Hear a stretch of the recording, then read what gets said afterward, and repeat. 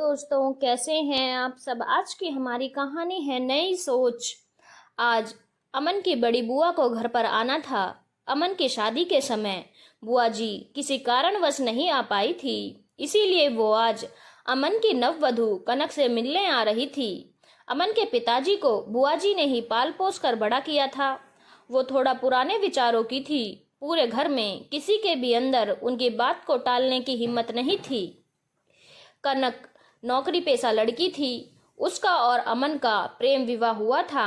अमन की माँ ने उसको बुआ जी के सामने पल्लू रखने और थोड़ा कम बोलने की हिदायत दी थी।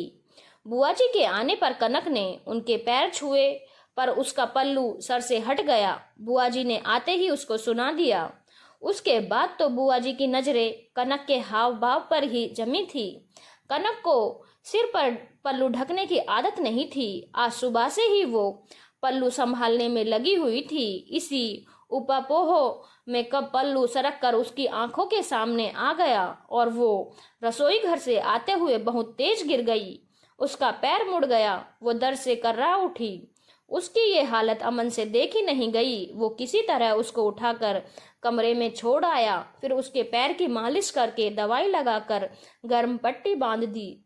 बुआ जी को अमन का यह व्यवहार पसंद नहीं आया। इस तरह शाम को भी अमन ऑफिस से आने के बाद सीधा रसोई में चला गया और कनक के साथ खाना बनाने में मदद करने लगा।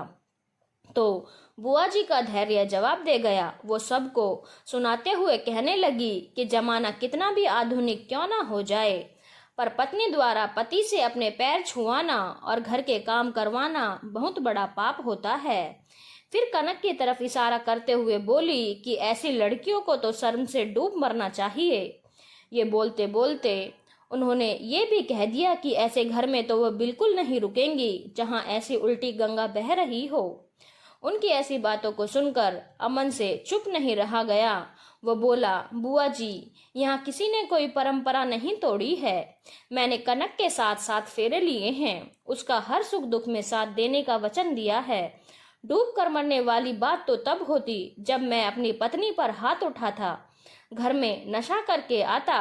फिर कनक सबसे ऊंची आवाज में बात करती, आपको तो खुश होना चाहिए कि ये आपके और मम्मी पापा के दिए हुए ही संस्कार हैं जो मैं अपनी पत्नी की इतनी इज्जत करता हूँ।